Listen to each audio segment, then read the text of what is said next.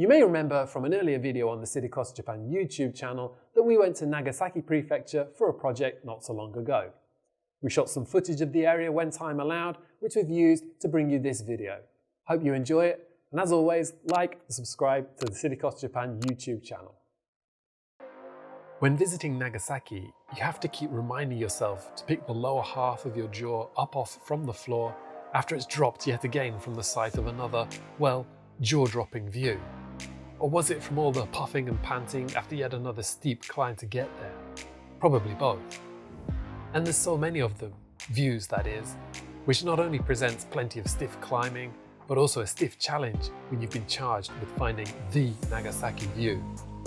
Team City Coast was in the prefecture on the island of Kyushu in southwestern Japan, helping to conduct a press tour, which would draw on the history of Japan's Shuinsen trading ships, bearing the red seal of approval from the Tokugawa shogunate, which fanned out from Nagasaki to trade with the rest of Asia.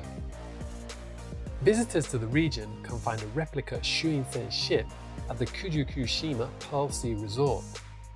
The gentrified spot, a departure point for pleasant cruises and point of anchor for a flotilla of weekend bateaux, is a far cry from the booming shipyards and military-grade ocean goers in central Sasebo City nearby. Still, it's from Hirado, just north of here, that some 90% of Japan's Shuinsen headed out into the open ocean. Observation points in the hills above the resort offer what must be one of the most stunning views to be had in these parts. The landscape of rugged coastline and emerald green islands, surrounded by turquoise waters that make up Fujikushima. That's 208 islands, according to a 2001 survey. In the naming of the area though, someone must have gotten bored at counting them all and stopped at 99, Kyuju-kyu. The bay at Fujikushima itself was welcomed in 2018 as a member of the Club of the Most Beautiful Bays in the World. For most visitors to the region, it's likely to be in the city of Nagasaki, however, where they, and perhaps we, would find the most iconic views and the scene setter for our tour. In fact, many people will have seen one of them without having had to set foot in Japan. The Peace Park and its view to Seibo Kitamura's Nagasaki Peace Statue in the city's Urakami neighborhood, the hypocenter of the atomic bomb explosion. So here we are in Heiwa Koen. Heiwa Koen. Peace Park. Behind me you can see the famous statue just right there. There's lots of school kids here.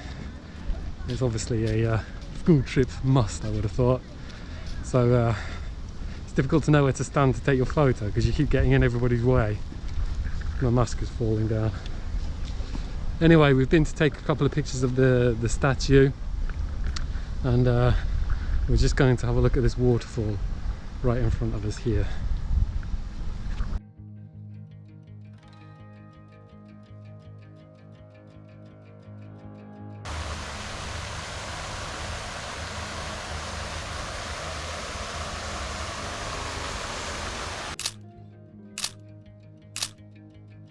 The downtown Nagasaki tour itinerary included a visit to the prefectural government offices housed in a shiny new facility just south of Nagasaki train station.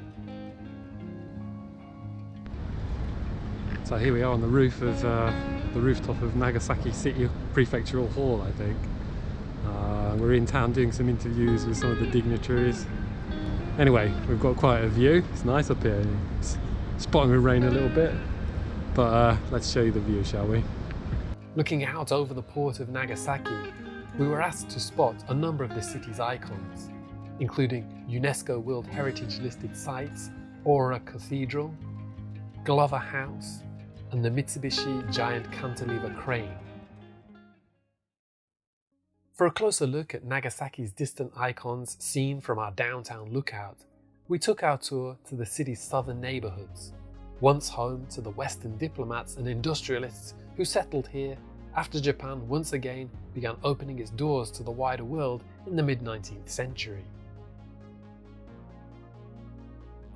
Glover Garden, named after Thomas Blake Glover, the Scottish trader and industrialist who was something of a pioneer of the expat scene in Japan, is the centerpiece of this area of Nagasaki, with its collection of relocated and restored Western homes that graciously make their way up the Minami Yamate hillside location. At the top, I thought for a moment that I'd found the Nagasaki that could set the scene for the tour. After all, it's all laid bare here. The well-to-do remnants of Western settlement, the harbour preparing waterborne trade, the shopping malls of downtown, church spires, history's dark secrets and appalling decisions laid out for all to see and turned into moving monuments.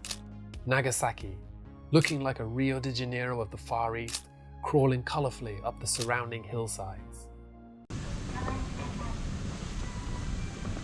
This viewpoint's really nice, I think. You really sort of see all the old style houses, Nagasaki kind of crawling up the hills. It's a really beautiful spot, I think. Let's take a picture.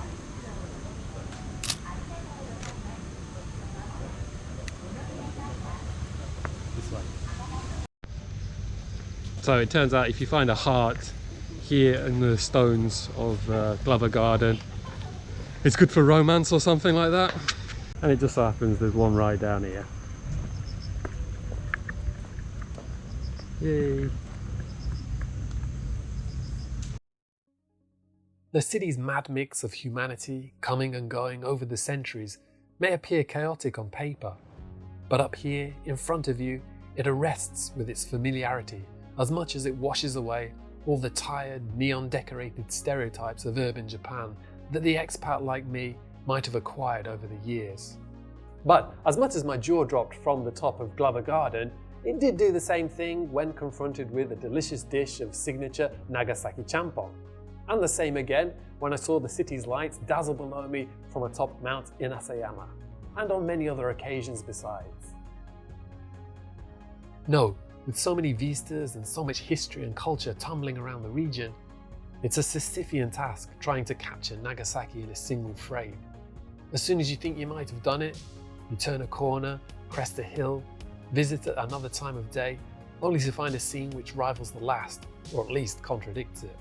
During our visit to Glover Garden, I picked up in the gift shop a book, The Nagasaki British Consulate 1859 to 1955 by Professor Brian Burke-Gaffney.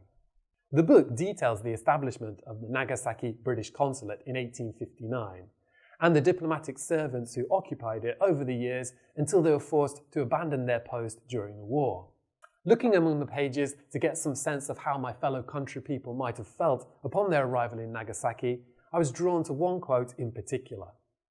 It comes from Mrs. Hodgson, wife of C. Pemberton Hodgson, who was appointed acting British consul in Nagasaki in 1859.